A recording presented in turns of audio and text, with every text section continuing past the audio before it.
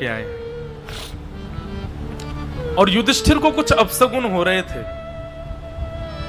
श्री युधिष्ठिर जी महाराज थोड़े भयभीत तो थे, पर अर्जुन ने जैसे ही वहां उपस्थित होकर के बताया कि द्वारिकाधीश कृष्ण अपनी लीला पूरी करके चले गए, ये भाव सुनते ही श्री कुंती मैया ने तो उसी क्षण अपने प्राणों का त्याग कर दिया। पांचों पांडव मन में विचार करने लगे, इतनी हमारी सहायता करने वाले, हर समय हमारे साथ पैर से पैर मिलाकर के चलने वाले श्री द्वारिकाधीश आज हमें छोड़ करके चले गए। अब हम कैसे बैठ सकते हैं हस्तिनापुर की राज्य गद्दी पर, जिनकी कृपा से हमें सब प्राप्त है। और कल हम सुन रहे थे कि श्री अर्जुन भगवान के द्वारा किए गए उपकारों का स्मरण कर रहा है। बंधुओं, उपकारों का स्मरण उसी समय कर लिया जाए जब उपकार करने वाला सन्मुख हो, पर यह मानवीय स्वभाव होता है कि उपकार जिसने किया है वह जब तन से उपस्थित नहीं होता या हमारे सन्मुख नहीं होता, तब हम उसके उपकार याद करते हैं। जब वो दूर चला जाता है तब उसकी योग्यता, तब उसकी श्रेष्ठता, तब उसके गुण हमको दिखाई देते हैं। बंधुओं, आध्यात्मिक होने का एक यह भी लक्षण समझिए कि व्यक्ति सन्मुख हो तभी उसके गुणों का दर्शन हो जाए, तभी उसके द्वारा किए गए उपकार हमको दिखाई देने लग जाएं। पर यह मानवीय स्वभाव है कि वो तब उसका स्मरण नहीं करता। अब आप जो भाई लोग यहां बैठे हैं, सब लोगों ने अनुभव किया होगा, शमशान यात्रा पर जब जाते हैं, राम नाम सत्य कहते हुए जब जाते हैं और जिस शव को लेकर के जाते हैं, उसने चाहे जीवन में कितना भी कुछ बुरा किया हो, लेकिन उसकी अंतिम यात्रा में एक व्यक्ति भी उसकी निंदा नहीं करता है, सब उसकी प्रशंसा करते हुए चलते हैं। चाहे वो कितना भी खाने पीने वाला भी क्यों ना रहा हो, कितना भी दुराचारी क्यों ना रहा हो, लेकिन अंतिम समय में सब उसके गुण बताते हैं। भाई देख, रोज पीता तो था, पीता तो रोज था वो, मैं मना तो करता था उससे कि इतना मत पिया कर, पर वैसे दिल का बहुत अच्छा था। अच्छा, तब याद नहीं आया जब जीवित था वो? ये मानवीय स्वभाव है कि व्यक्ति की उपस्थिति में गुण नहीं देखता है, व्यक्ति की अनुपस्थिति में उसको याद करके उसके सारे सर्वगुणों को देख लेता है। आध्यात्मिक होने का यह स्वरूप जानिए कि उपस्थित अवस्था में आपके सामने जो है उसमें आपको गुण दिखे। कोई कितना भी उसके विषय में कुछ भी कहे, पर आपका गुण दर्शन करना ये आपके आध्यात्मिक होने का स्वभाव बताता है। आज अर्जुन याद कर रहे हैं ठाकुर जी के, और बार बार एक एक ठाकुर जी के द्वारा किए गए सहायताओं को याद करके और फिर रोने लग जाते हैं। बोले अब याद करके क्या फायदा, अब तो श्री कृष्ण लीला करके चले गए, जब वे थे तब करना चाहिए था मुझे। बोले भैया, मुझे एक अहंकार सदैव रहता था कि मैं गांडीव धनुषधारी अर्जुन हूं। मैं वैसे तो कृष्ण के संग रह रह करके कई सारे कुभावों से विमुक्त हो चुका था, लेकिन एक सूक्ष्म अहंकार फिर भी मेरे चित्त में था कि मैं गांडीव धनुषधारी हूं। वो पता है भैया, जाते जाते कन्हैया ने मेरा वो अहंकार भी चूर चूर कर दिया। कैसे? जब द्वारिकाधीश कृष्ण अपनी लीला पूर्ण करके प्रस्थान कर रहे थे तो मुझे पास बुला करके बोल करके गए, बोले अर्जुन, मेरी जाति द्वारिका डूब जाएगी, 16,100 पटरानियों को लेकर के तो वज्रनाभ वृंदावन चले जाएंगे, बाकी मेरी जो अष्ट पटरानियां हैं, जो मेरी प्रमुख पटरानियां हैं, मैं चाहता हूं कि इनकी जिम्मेवारी तुम लो, तुम इनको सुरक्षा से लेकर के जाओ, या तो इंद्रप्रस्थ ले जाना या फिर श्री जी की शरण में इनको वृंदावन पहुंचा देना, तुम सुरक्षा से इनको लेकर के जाना।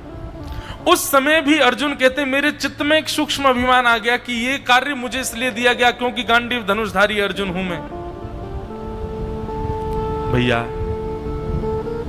मैं जैसे ही उन अष्ट पटरानियों को लेकर के जाने लगा, श्री कृष्ण समझ गए थे कि इसके चित्त में सूक्ष्म अहंकार आया है, और बीच मार्ग में एक भेलिया आया, एक अपहरणकर्ता आया, और आप विश्वास नहीं मानेंगे, कौरवों की विशाल सेना में इतने बड़े बड़े योद्धाओं को मैंने अपने गांडीव धनुष से हरा दिया, लेकिन उस सामान्य से अपहरणकर्ता के आगे मेरा धनुष चल नहीं पाया।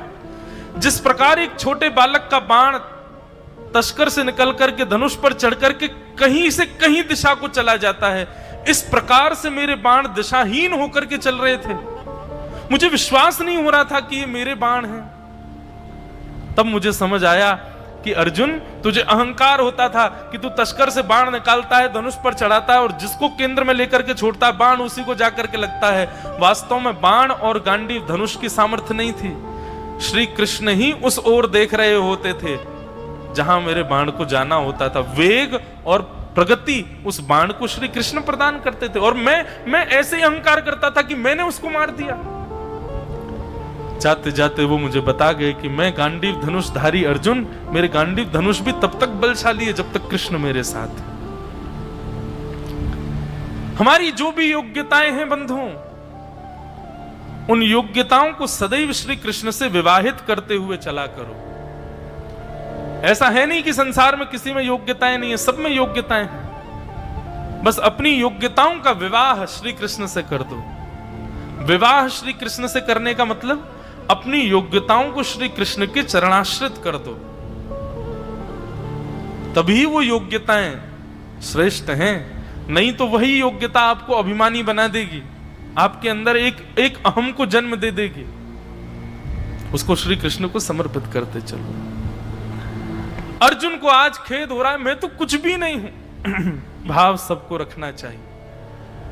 आप किसी को कुछ अच्छा दे दो तो भी यही भाव रखो कि ठाकुर जी ने मुझसे करवाया, और आप कुछ अच्छा स्वीकार कर लो तब भी यही सोचना मैं योग्य नहीं था, ठाकुर जी दिलवाया। अपने आप को सदा अयोग्य मानते हुए रहना चाहिए। आज अर्जुन को बड़ा खेद हो रहा है कि मैं उस समय अपने आप को योग्य क्यों मानता था। मैं योग्य तो कभी नहीं था। श्री कृष्ण ही हाथ पकड़ करके मुझसे सारी क्रियाएं करवाते थे। मैंने क्यों अभिमान किया कि मैंने किया, उस योद्धा को मैंने मारा, इस युद्ध को मैंने ऐसे किया। वास्तव में आज पता चल रहा है कि मैं तो किसी लायक था ही नहीं। श्री कृष्ण ने ही कृपा करके मुझसे सब करवाया।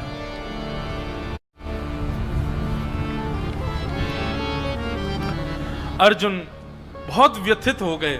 युधिष्ठिर ने उनको संभाला और कहा, अर्जुन अब ऐसे व्यथित होने से कोई उपचार नहीं। और एक भाव और ऐसा वर्णन आता है भागवत जी में कि पांचों पांडव मौन हो गए। उन्होंने अब मौन धारण कर लिया कि अब हम बोलेंगे नहीं।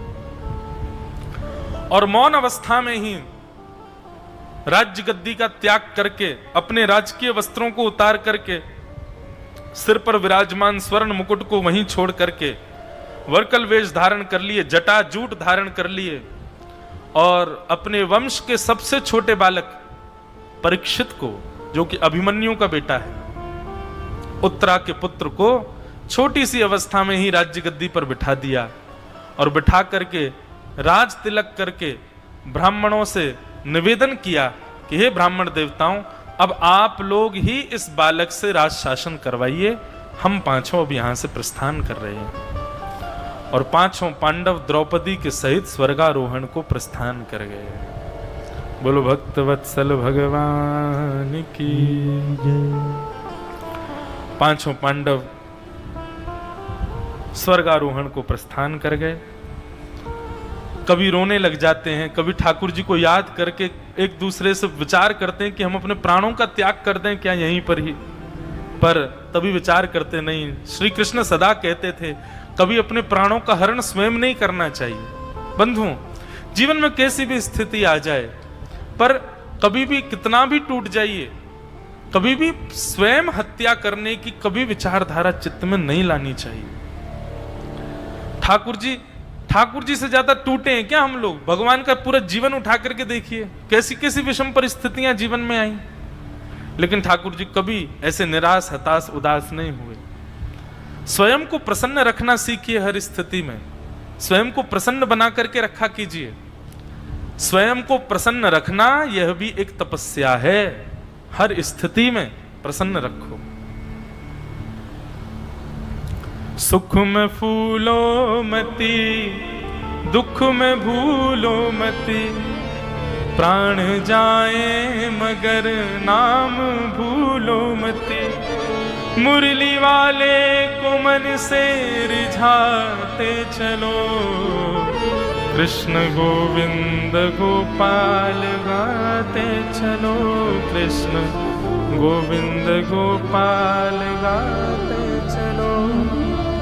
एक बंधु नियम बनाइए, जैसे हमारे दत्त भगवान के अनुयायी जितने भी हैं वे दिगंबरा दिगंबरा इस भाव को गाते रहते हैं, चित्त में चलता रहता है, अच्छी बात है। ऐसे ही बंधुओं भजनानंदी व्यक्ति का यही लक्षण होता है, जिस प्रकार हम श्वास लेते हैं उस प्रकार हरि चिंतन जिह्वा पर बना रहे। अपने आप एक भाव आया, कल पलस्कर गुरुजी ने एक बहुत सुंदर श्लोक हमको याद कराया और ये इतना अच्छा भाव है। अब ये श्लोक है तो मराठी भाषा में, पर इसका भाव बहुत सुंदर है।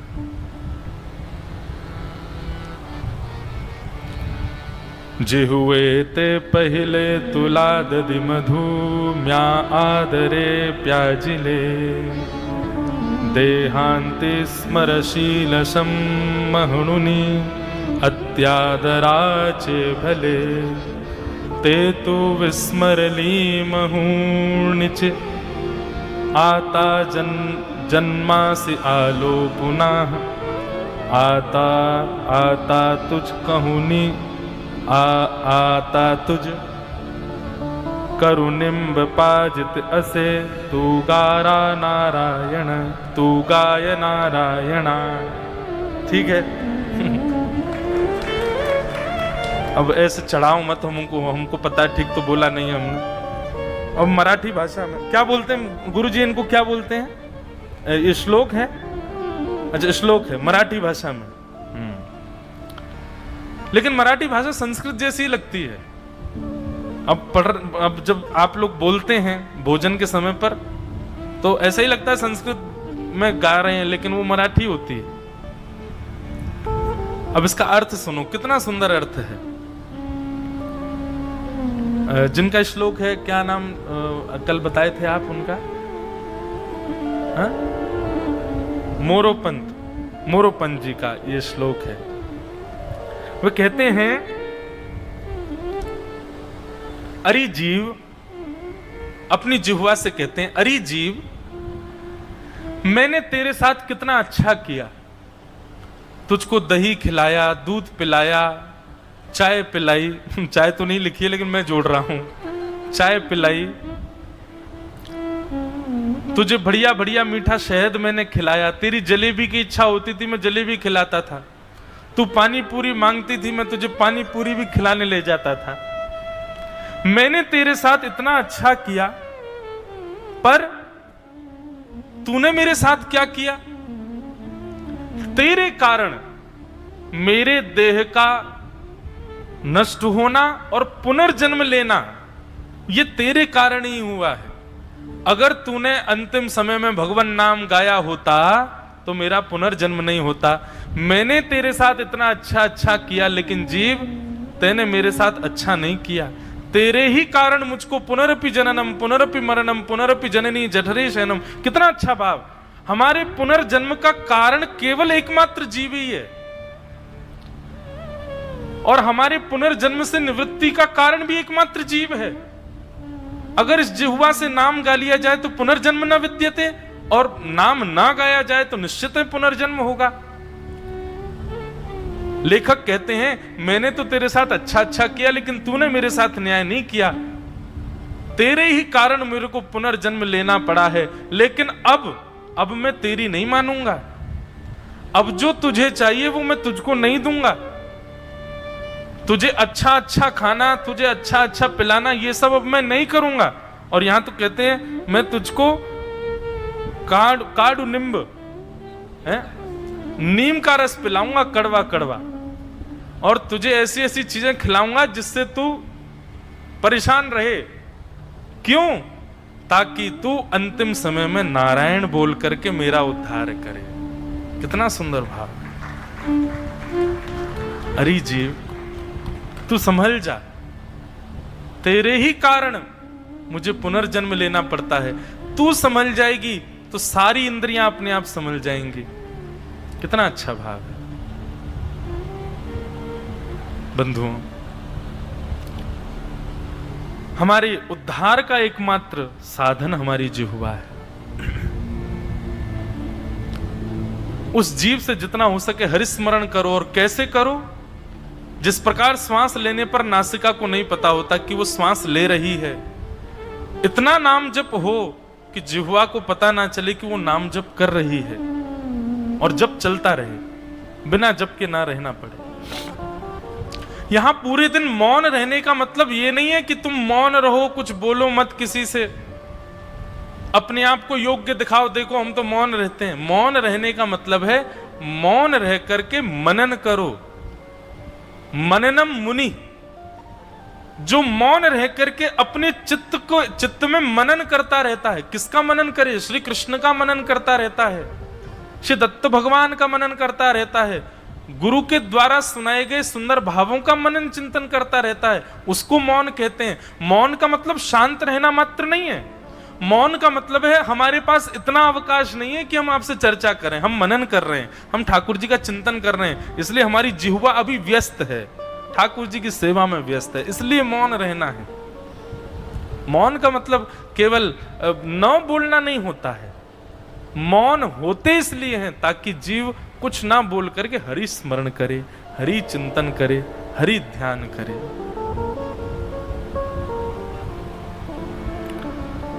हमारे सूरदास जी का एक पद है, बहुत पहले मैंने गाया था। रसना निस दिन भज हरि का नाम, रसना निस दिन भज हरि का नाम श्री राम। इसलिए नाम स्मरण कैसा हो कि जीव को पता भी ना चले और हमारा नाम स्मरण चल रहा है। भगवान नाम स्मरण करते रहो हर स्थिति में। ऐसे मौन होकर के पांचों पांडव हरि स्मरण करते करते स्वर्गारोहण को प्रस्थान कर गए। अब राजा परीक्षित बने हैं। ब्राह्मणों के शासन में राजा परीक्षित ब्राह्मणों की आज्ञा अनुसार पालन करते हैं, शासन चलाते हैं। धीरे धीरे परीक्षित महाराज बड़े हो गए। परीक्षित जी का विवाह हुआ, जन्मेजय आदि कुछ पुत्र हुए। परीक्षित जी महाराज एक दिन भ्रमण कर रहे थे, तो भ्रमण करते करते उन्होंने सुना कि लोग बाग पांडवों की बड़ी प्रशंसा कर रहे थे। तो श्री परीक्षित जी महाराज बड़े प्रसन्न हो गए कि मैं ऐसे कुल में जन्म लिया हूं जहां पर पूर्वज श्री कृष्ण के परम मित्र हुए, परम सखा हुए। परीक्षित जी महाराज का राज शासन कैसा, उसका वर्णन किया गया कि परीक्षित जी के राजकाल में कारागृहों में ताले नहीं थे, कारागृहों में कोई था ही नहीं, क्योंकि कोई अपराध करता ही नहीं था, सब अपराध विमुक्त रहते थे। सैनिक सिपाही भी अपने घरों पर ही रहते थे। क्यों? कार्य के लिए तब जाना पड़ता है जब कार्य हो, वहां किसी अपराधी कोई है ही नहीं, किसको पकड़ने जाए। ऐसा परीक्षित महाराज का राज शासन था। बहुत सुख से सब लोग विचार कर रहे थे, कहीं भी हिंसा नहीं होती थी, कुछ भी गलत नहीं होता था, बहुत बढ़िया से सब कुछ चल रहा था। तभी एक दिन श्री परीक्षित जी महाराज को एक खबर सुनाई देती है। क्या? कि महाराज आपके राष्ट्र के ऊपर आक्रमण हुआ है। राजा परीक्षित अभी तक उनके राज्य में आक्रमण ही नहीं हुआ था। अच्छा, एक और बात, राजा परीक्षित कोई एक स्थान के राजा नहीं, एक छत्र सम्राट थे, पूरी भूमि के, पूरी पृथ्वी के राजा थे। इनके अलावा कोई है ही नहीं, कौन आक्रमण करेगा इन पर? राजा परीक्षित बोले, किसने आक्रमण किया? कितनी सेना है? बोले अकेला है। बोले अकेला है? क्या नाम है उसका? बोले उसका नाम है कलयुग। कलयुग ने आक्रमण किया है। कलयुग का नाम सुनते ही राजा परीक्षित, उनके पैरों तले जमीन खिसक गई। राजा परीक्षित भयभीत पहली बार हुए अपने जीवन में कि कलयुग आ गया। बोले जी महाराज। और उसने अभी अभी प्रवेश किया है राज्य में। अब धीरे धीरे धीरे धीरे वो सब जगह फैल जाएगा। अब यहां पर एक कथा श्रीमद् भागवत के दूसरे महात्म्य में बहुत सुंदर आती है। वहां कथा आती है कि वज्रनाभ जब भगवान की समस्त पटरानियों को लेकर के वृंदावन आए,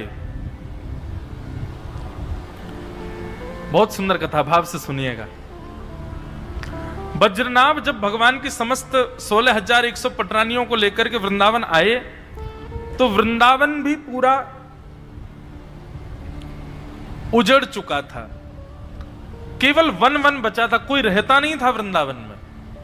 श्री कृष्ण के स्वधाम गमन के बाद कोई अगर वृंदावन में थे भी तो वे भी कहीं गुप्त स्थान पर चले गए थे। यहां रहेंगे तो कृष्ण की और याद आएगी, इसलिए वृंदावन में कोई था नहीं। केवल यमुना जी बहती थी और पशु पक्षी रहते थे, बाकी कोई नहीं था। जब वज्रनाभ पहुंचे तो श्री वज्रनाभ जी ने जाकर के भगवान के स्थानों को ढूंढा। कंस का कारागृह कहाँ है, नंद भवन कहाँ है, ठाकुर जी की गौशाला कहाँ है, भगवान कहाँ कहाँ क्या लीला करते थे, सब वज्रनाभ ढूंढ रहे थे। और ज्यों ज्यों ढूंढ करके उस स्थान के बारे में आकर के अपनी माताओं को बताते तो माताएं और ज्यादा रोने लग जाती। वज्रनाभ जी बड़े चिंतित हो गए, मैं कैसे संभालूं सबको। तब श्री वज्रनाभ जी ने चित्रकूट में विराजमान यदुवंशी नंद बाबा के कुल गुरु श्री सांडिल्य मुनि को पत्र लिखा और पत्र लिख करके उनको वृंदावन आने के लिए कहा। तब श्री सांडिल्य मुनि वृंदावन आए और वृंदावन आकर के सांडिल्य मुनि ने वहां पर प्रश्न, कथा तो बड़ी हो जाएगी पूरी, बहुत महात्म्य है वो पूरा। सांडिल्य मुनि से उन्होंने पूछा कि मैं यहां वृंदावन में अपनी माताओं को लेकर भगवान की आज्ञा से आ तो गया हूं, पर मेरी माताएं यहां रुदन करती रहती हैं और देखिए तो सही इस वृंदावन में कोई है ही नहीं। मैं क्या करूं, किस प्रकार अपनी माताओं को प्रसन्न करूं, आप आज्ञा करो। तब सांडिल्य मुनि ने बड़ा अच्छा प्रवचन किया। उन्होंने ये बताया कि ये वृंदावन साक्षात स्वयं श्री कृष्ण हैं। ये वृंदावन में दिखने वाले वृक्ष वल्लरियां ये श्री कृष्ण के रोए हैं। वृंदावन में बहने वाली यमुना ये श्री कृष्ण रूपी वृंदावन की नब्ज है, नाड़ी है, नस है। वृंदावन में घने जंगलों के रूप में दिखने वाले ये वन ठाकुर जी के केश हैं। इस प्रकार संपूर्ण वृंदावन का वर्णन किया श्री सांडिल्य मुनि जी ने। तब उन्होंने कहा, बोले देखो तुम्हारे विरह को दूर करने का एक ही उपाय है। क्या? कथा। और ये कथा तुमको कौन सुनाएगा?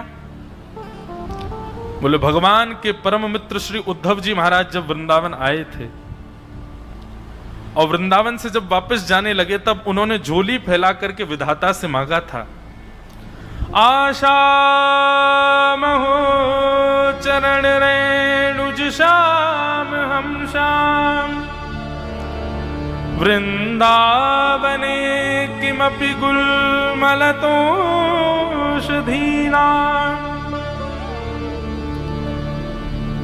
श्री उद्धव जी महाराज विधाता से मांग रहे हैं कि हे विधाता मुझ पर एक अनुग्रह कर दो। क्या? मुझे अगले जन्म में या इस जन्म में ही ऐसा अनुग्रह कर दो कि मुझे वृंदावन के लता गुल्म पत्र पुष्पों के रूपों में अवस्थित कर दो। यहाँ के वनचर ये जो वृक्षवल्लरियां हैं इनके रूप में मुझे तुम यहां जन्म दे दो विधाता। विधाता ने पूछा क्यों? बोले क्योंकि मैं इन गोपियों के, इन ब्रजवासियों के चरणों में दंडवत प्रणाम करने का अधिकारी नहीं हूं। मैं इतना योग्य नहीं हूं कि इनको दंडवत कर सकूं। इसलिए ऐसी बात आपसे मांग रहा हूं कि मुझे वृक्षवल्लरी पौधे के रूप में अवस्थित कर दो, ताकि जब कभी भी व्यार चले, हवा चले तो अनायास ही इनकी ब्रजरज मुझ पर आ जाए, मैं उसी में ही लिपा रहूं, सना रहूं। और एक बात, मैं प्रणाम करूंगा तो एक ही बार प्रणाम कर पाऊंगा, लेकिन वृक्षवल्लरी बनकर के यदि वृंदावन में प्रकट होऊंगा तो 24 घंटे इनकी चरण रज में ही सना रहूंगा। इसलिए कृपा करके मुझे वृक्ष बना दो। सांडिल्य मुनि कहते हैं, वज्रनाभ वही उद्धव जी महाराज यहां की वृक्षवल्लरियों के रूप में गुप्त बैठ करके भजन कर रहे हैं। तुम जाओ और जाकर के कुसुम सरोवर गोवर्धन के समीप में, वहां पर जाकर के मधुर कीर्तन करना।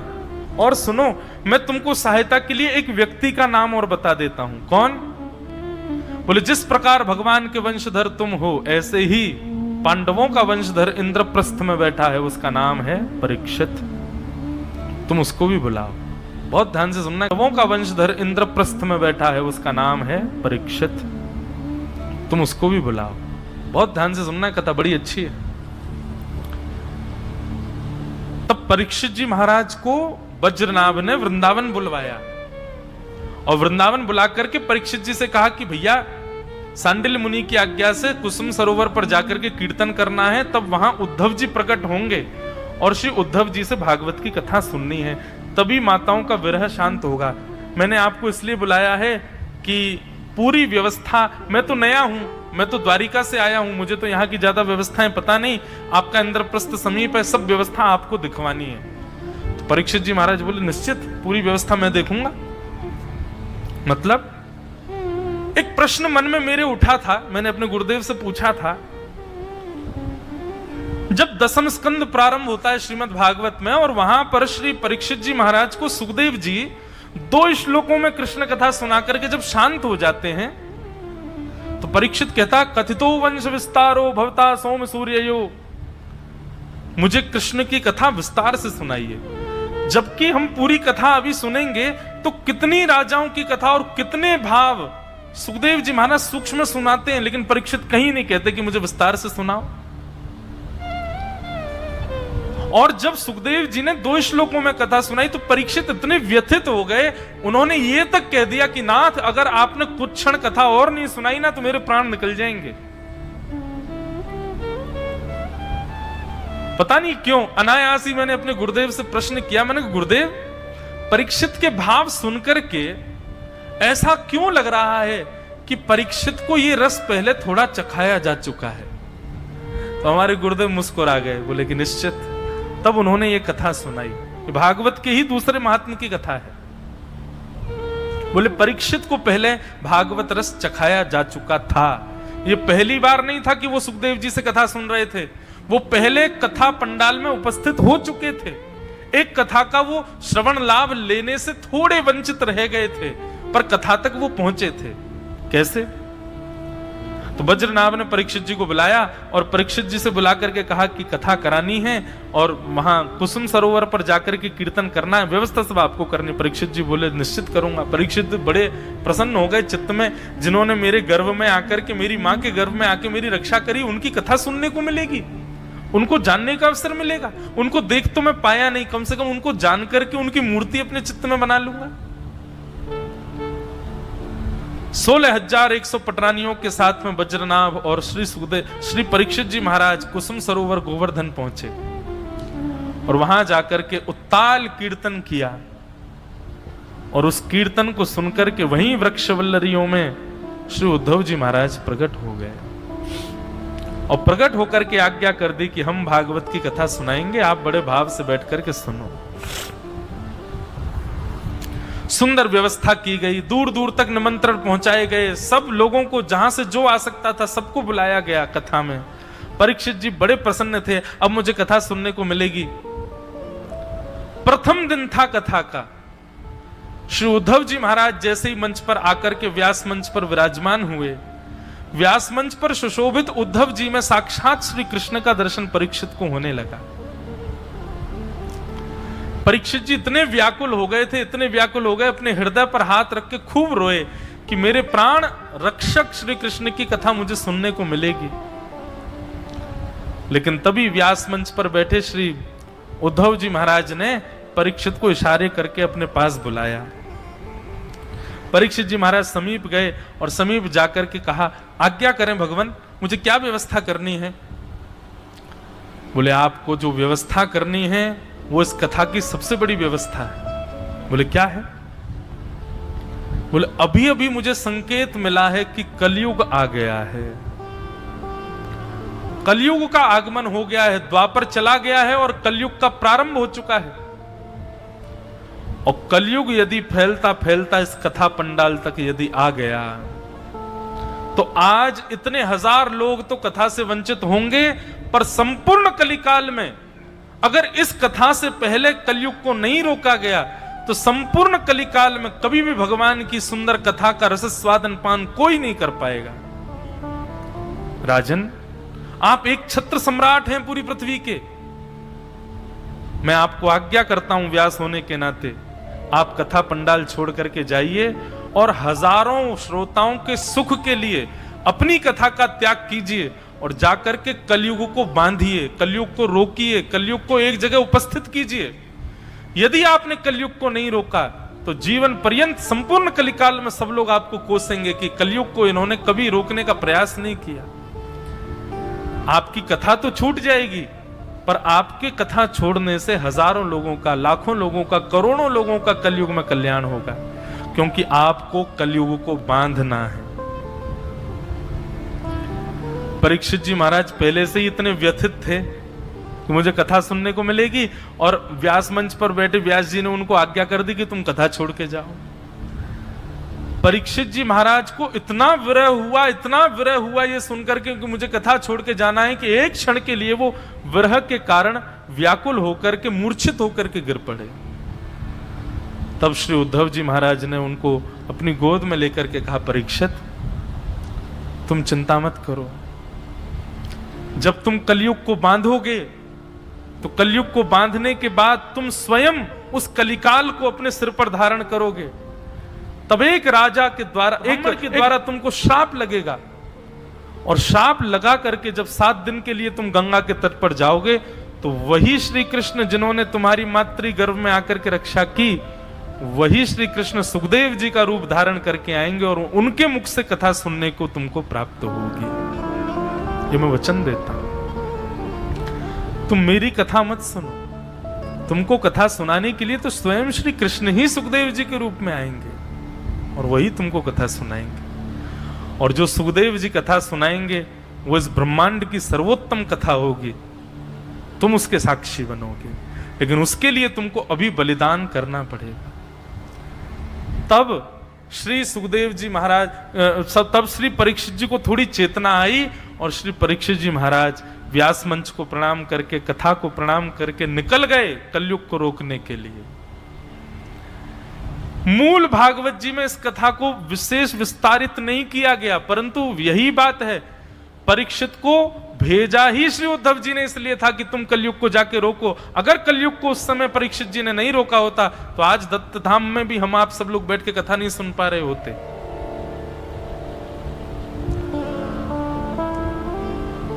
श्री परीक्षित जी महाराज,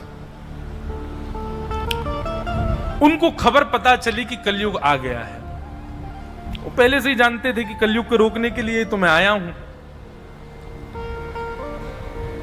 इसी के लिए भगवान ने मेरी गर्भ में आकर के रक्षा की थी कि कलयुग मेरे द्वारा ही बांधा जाएगा। और निकल पड़े आखेट में कलयुग से मिलने के लिए राजा परीक्षित। जैसे ही वन में गए तो वन में जाकर के देखा कि एक वृषभ, एक बैल जिसके 3 पैर कटे हुए हैं, वो अपने एक पैर से खड़ा है और उसके सामने एक गैया खड़ी है। उस गैया के नेत्रों से ऐसे आंसू बह रहे हैं जैसे कोई बालक उसका मार दिया गया हो। और एक भयाभय स्वरूप वाला व्यक्ति उस वृषभ के 4थे पैर को भी काट रहा है। बंधुओं, ये वृषभ कौन है? ये धर्म है। धर्म के 4 चरण हैं, सत्य, दान, दया और पवित्रता। कलयुग इन 4 चरणों में से 3 चरणों को काट चुका है, सत्य, दान, दया और पवित्रता। ये 4 चरण हैं।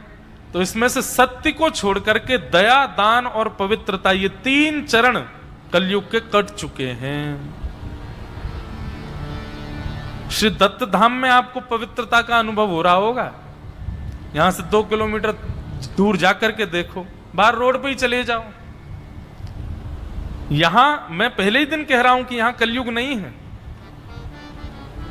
क्योंकि कलयुग वहां नहीं रहता जहां धर्म के 4 चरण हों, सत्य, दान, दया और पवित्रता। यहां 4 रूप देखने को मिलते हैं। सत्य भी है। असत्य बोलोगी कैसे? मौन हो सब लोग, किससे बोलोगे असत्य? सत्य, दान, यहां दान किया जा रहा है। किसका दान किया जा रहा है?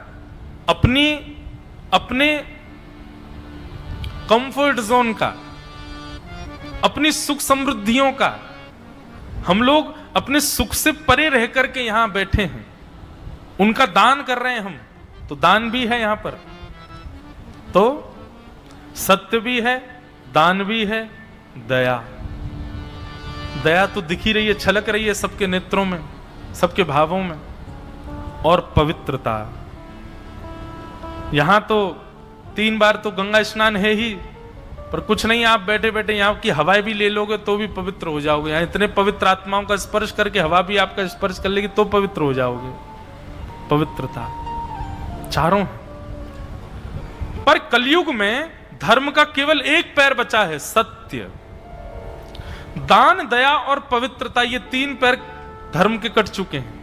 संसारी लोगों में ना तो दान का दर्शन होता है, ना दया का दर्शन होता है, ना पवित्रता का दर्शन होता है। और सुनिए, सत्य का दर्शन भी कितना होता है कि सत्य बोलने में तो वो भी अखरते हैं, लेकिन हां, सुनने की इच्छा रखते हैं। सत्य कितना बचा है कलयुग में? बोलता कोई नहीं है, पर सुनना सब चाहते हैं। इतना सत्य तो अभी भी जीवित है। तो सत्य एक पैर पर खड़ा था, और काला काला व्यक्ति जो उस धर्म के चौथे पैर को काट रहा है, यही कलयुग है। और सामने रुदन कर रही जो गैया है, यही पृथ्वी है। पृथ्वी रुदन करती है जब धर्म का ह्रास होता है।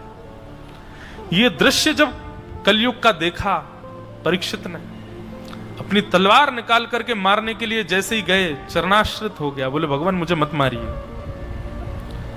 और प्रणाम करके दूर जाकर के एक वृक्ष के पीछे छुप करके खड़ा हो गया कलयुग। राजा परीक्षित बोले कलयुग से बाद में मिलूंगा, पहले धर्म से मिलूं। और वो जानते तो थे नहीं कि धर्म है, पर वो जानते थे कि संकेतिक रूप में ये कोई दिव्य ही है मेरे सामने। परीक्षित जी ने जाकर के पूछा, भगवान आप कौन हैं? बोले मैं धर्म हूं। और ये कौन है? बोले ये पृथ्वी है। दोनों के चरणों में प्रणाम किया। बोले आप दोनों का पालन करना मेरा कर्तव्य है, मैं एक छत्र सम्राट हूं, आज्ञा कीजिए, आपको कष्ट कौन दे रहा है? और यहां धर्म और परीक्षित का इतना सुंदर संवाद है श्रीमद् भागवत में। धर्म के साथ में परीक्षित का संवाद हुआ। परीक्षित जी ने प्रश्न किया, आपको दुख कौन दे रहा है? तो धर्म मुस्कुरा करके कहते हैं, व्यक्ति को दुख कौन देता है ये वो स्वयं नहीं जानता। किसी के दुख का कारण भोजन हो जाता है, किसी के दुख का कारण निद्रा हो जाती है, किसी के दुख का कारण पत्नी है, किसी के दुख का कारण पति है, किसी के दुख के कारण माता पिता है, किसी का दुख का कारण स्वयं का स्वभाव है। व्यक्ति किस बात से दुखी है परीक्षित, ये तुम स्वयं नहीं जानते। परीक्षित ने चरणों में प्रणाम करके कहा, भगवान मुझे उपदेश दीजिए। तब धर्म ने दुख के 4 कारण बताए। कौन कौन से? काल, कर्म, स्वभाव और अन्य का सुख। दुख के 4 ही कारण हैं बंधुओं संसार में। सबसे पहला दुख का कारण क्या है? काल, समय।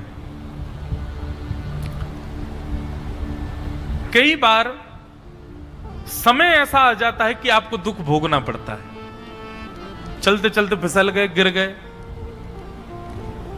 बैठे हैं कमर, चलो ये भी आपके कर्म का दुख हो सकता है, कुछ किया होगा इसलिए हुआ। पर काल का दुख कोरोना टाइम पे हम सब ने भोगा, वो काल का दुख है। कोई कहीं जा नहीं सकता, कोई कहीं आ नहीं सकता, घर में बैठे रहो, कुछ कर नहीं सकते, काम धंधे रुक गए, सबकी आमदनी रुक गई, ये काल का दुख है। दुख का सबसे पहला कारण क्या है? काल। कई बार समय खराब आ जाता है, इसलिए हमको दुख भोगना पड़ता है। दुख का दूसरा कारण क्या है?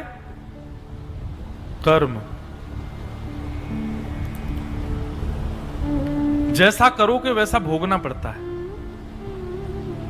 कर्म प्रधान विश्व रचि राखा, जो जस करहि जो तस फल चाखा। तो दुख का दूसरा कारण क्या है? कर्म। हम जैसा करेंगे हमको भोगना पड़ेगा, और चाहे कोई भी हो भोगना उसको पड़ेगा। और इस जन्म में, अच्छा एक अभी 2-3 दिन पहले एक पंडित जी आए थे, मुझसे पूछ रहे थे इसी विषय पर, रात्रि में चर्चा हो रही थी। तो बंधुओं देखो, भगवान कहते हैं कर्मण्येवाधिकारस्ते मा फलेषु कदाचन, तुम्हारा अधिकार केवल कर्म पर है, तुम अपना कर्म करो।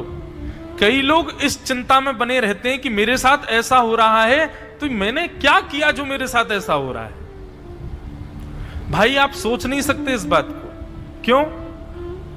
क्योंकि ये जरूरी नहीं है कि इसी जन्म में किए कर्म को भोग रहे हो आप, पूर्व जन्म का भी हो सकता है।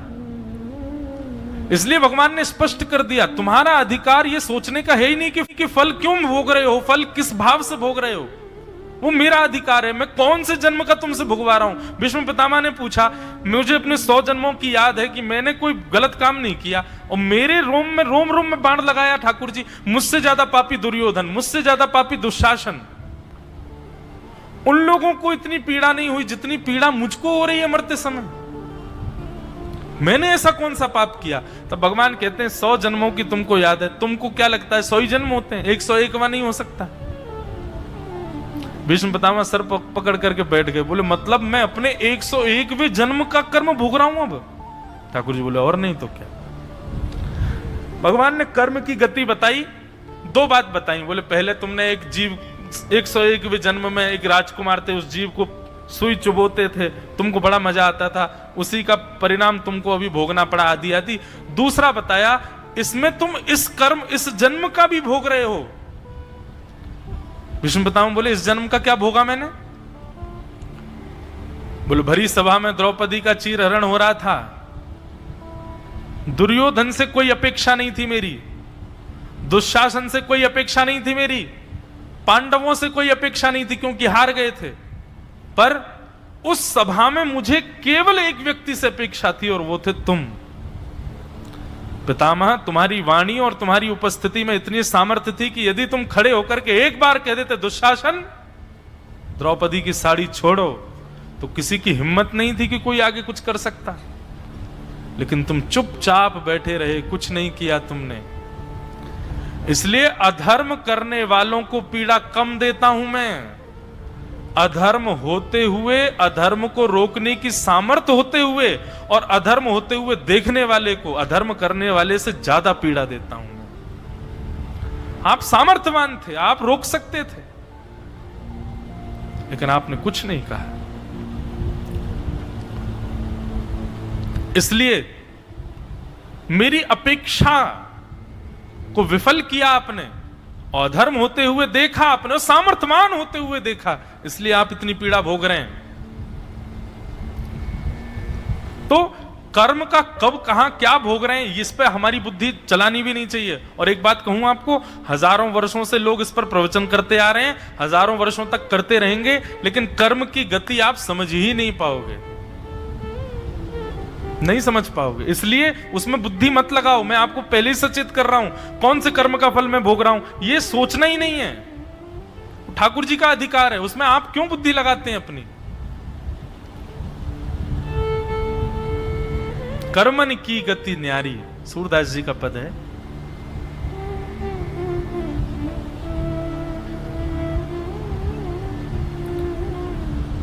तो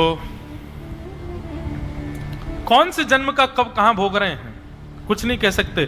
तो पहले दुख का कारण काल, समय।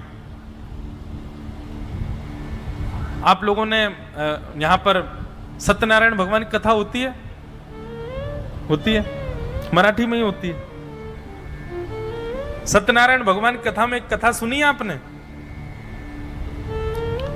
एक वैश्य था, उसने कहा था मेरे को एक संतान हो जाएगी तो फिर मैं कथा कराऊंगा। उसको एक पुत्री हुई, पुत्री धीरे धीरे बड़ी हो गई, पुत्री का विवाह हो गया। विवाह होकर के पुत्री विदेश चली गई, पिता का काम नहीं चल रहा था, तो दामाद ने पिता से भी कहा आप भी हमारे साथ आके विदेश ही रह लो। और वो व्यापारी अपने पुत्र और पुत्रवधू पुत्री और दामाद के साथ चला गया, वहीं व्यापार करने लगा। जिस राज्य में वो रहते थे उस राज्य के राजा के यहां चोरी हो गई। चोर सारा सामान लेकर के दौड़ने लगा, पीछे सैनिक पड़ गए। चोर ने देखा कि सैनिक अब पकड़ लेंगे, तो उसने सारा सामान एक दुकान में फेंक दिया और वहां से भाग गया। सैनिकों ने आकर के देखा कि सामग्री इस दुकान में पड़ी है, तो निश्चित चोर यही है। और उसने जबरदस्ती उस वैश्य को, उस व्यापारी को और उसके दामाद को पकड़ करके जेल में डाल दिया। वो खूब मना करते रहे, हमने नहीं किया, लेकिन गवाही ना होने के कारण और सबूत मिल जाने के कारण उनको दुख भोगना पड़ा। ये कौन सा दुख है? समय का दुख। कई बार आप कुछ गलत नहीं करते, आपने कुछ किया नहीं, पर फिर भी आप भोगते हैं। और ये समय का जो दुख है ना, ये कई बार आपके पूर्व जन्मों की वजह से आपके जीवन में आता है।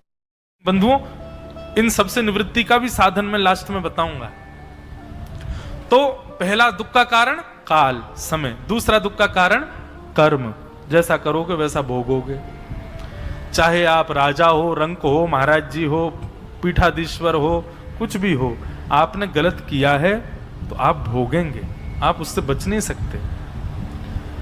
कर्म की गति इतनी न्यारी है बंधुओं कि कर्म ने आकर के इतनी दया तक नहीं की कि भैया ये दशरथ जी राम जी के पिताजी हैं, इनको तो छोड़ दूं मैं, ये तो भगवान के पिताजी हैं। नहीं, वो विचार नहीं करेगा। वो ये विचार नहीं करेगा कि आप कितने साधक हो, कितने पुण्यात्मा हो। आपने गलत किया है तो आप भोगोगे। करे में खड़े होकर के और न्यायाधीश को कह दिया, बोले महाराज जी, होई सोई जो राम रची राखा।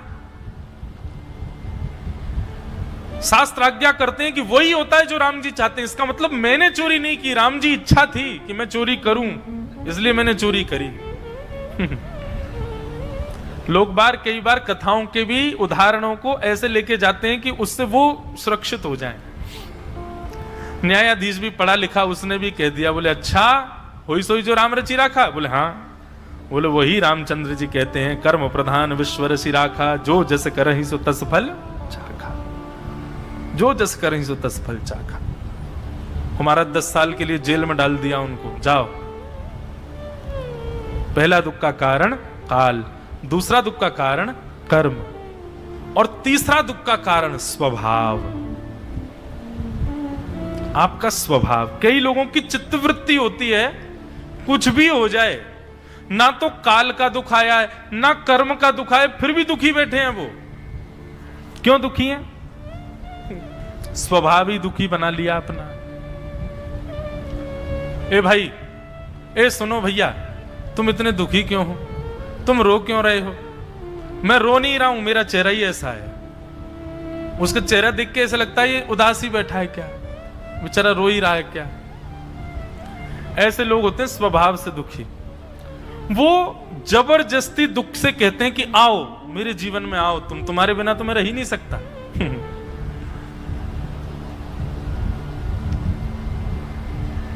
क्यों उदास हो भैया?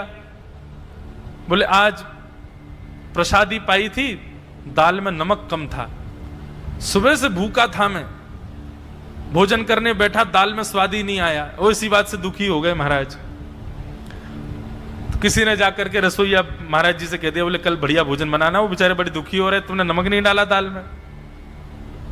अगले दिन उन्होंने बढ़िया प्रेम पूर्वक बनाया, अच्छे से सब कुछ देख के कि भाई नमक वमक ठीक पड़े। दूसरे दिन उन्होंने फिर से पाया, पाने के बाद कल वाले व्यक्ति ने फिर पूछा, हाँ भैया आज ठीक था सब? लेकिन वो फिर से नाराज हो गए, फिर से उदास हो गए। बोले आज भी ठीक नहीं था, कि आज क्यों नाराज हो रहे? नहीं, आज सब्जी बढ़िया बनी थी, दाल बढ़िया बनी थी, चावल भी बढ़िया थे, पकवान भी अच्छे थे, सब कुछ बढ़िया था। तो फिर उदास क्यों भैया, आज क्यों दुखी हो? मैं इस बात से दुखी हूं कि रसोईया अच्छा बनाना जानता, फिर इसने कल क्यों बिगाड़ा था? कल इसने गड़बड़ी क्यों की? जब इसको अच्छा बनाना आता था तो कल क्यों बिगाड़ा? उस बात से आज फिर दुखी हो गए। परसों भी उसी बात से लेके दुखी बैठे हैं कि परसों ऐसा क्यों हुआ। ऐसे लोगों को कहते स्वभाव से दुखी। और भैया ये स्वभाव से दुखी जो लोग हैं ना, इनको ना तो कथा प्रसन्न कर सकती है, इनको ना तो सत्संग प्रसन्न कर सकता है, इनको ना किसी व्यक्ति का संग प्रसन्न कर, ये कभी प्रसन्न नहीं हो सकते। ये 4 प्रकार के दुखों में 2 लोग तो सुखी हो सकते हैं और 2 लोग कभी सुखी नहीं हो सकते।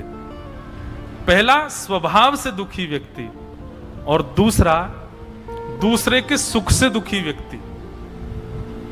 चौथे दुख का कारण क्या है? दूसरे के सुख से जो दुखी है उसको कोई सुखी नहीं कर सकता। इसी को कहते हैं मात्सर्य। धर्म ने ये 4 दुख के कारण बताए, लेकिन अब मेरी एक बात सुनिए। जो हम लोग कर्म की गति पर बात कर रहे थे, कई बार बंधुओं देखो, भजन बल आपके प्रारब्धों को भुगवाता है, नष्ट कम करता है। पर हां, मैं अपनी कथा में कहा करता हूं कि भजन और भक्ति क्या है? एनेस्थीसिया का इंजेक्शन है। एनेस्थीसिया का इंजेक्शन मतलब ऑपरेशन करने से पहले डॉक्टर लगा देगा, सुन्न पड़ जाओगे, आपको काटा तो जाएगा, रक्त तो निकलेगा, ऑपरेशन तो होगा, लेकिन आपको दर्द नहीं होगा।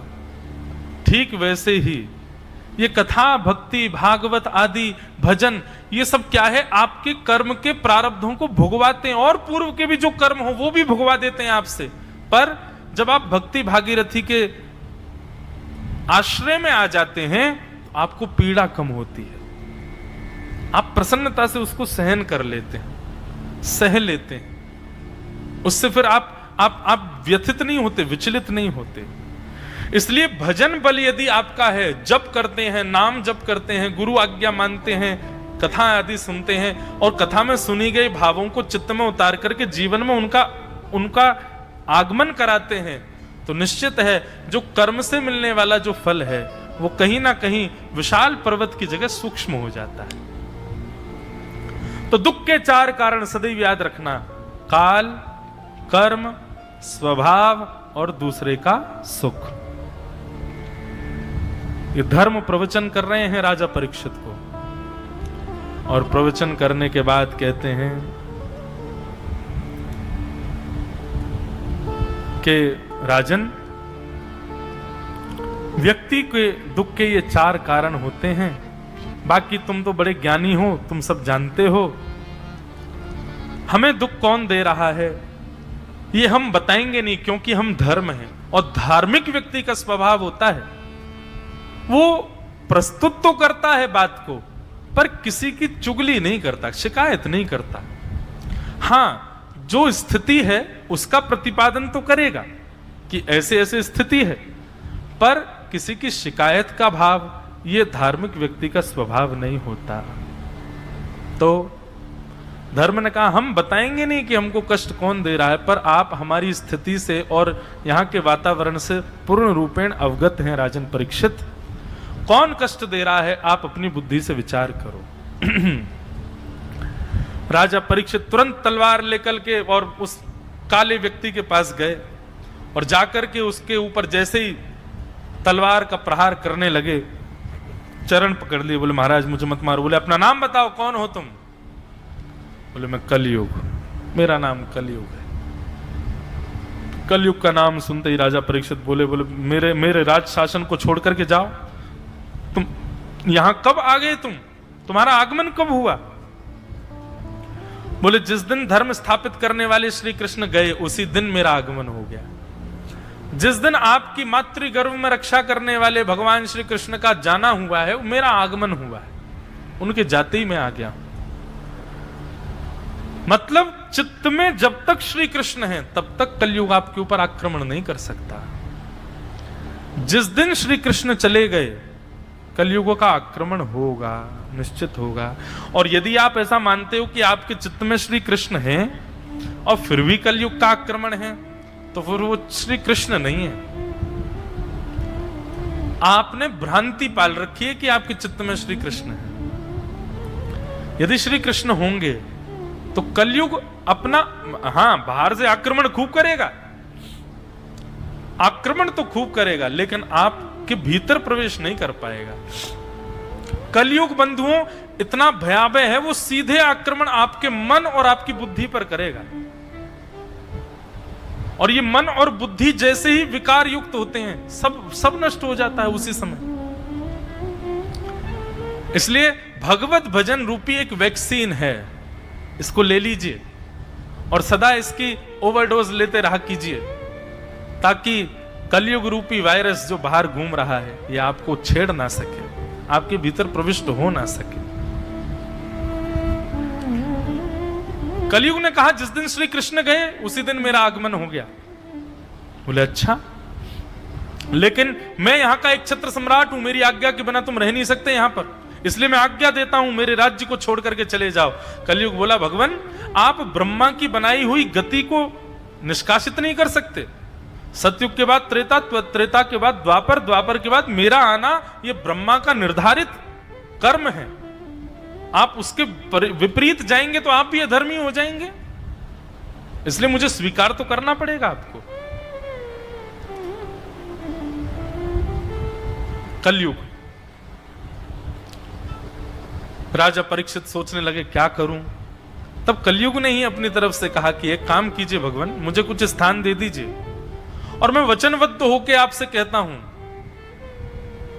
संपूर्ण कलिकाल में, मेरे युग में, मैं आपको वचन देता हूं उन स्थानों का मैं कभी त्याग करके अन्यत्र नहीं जाऊंगा, मैं उन्हीं स्थानों में रहूंगा।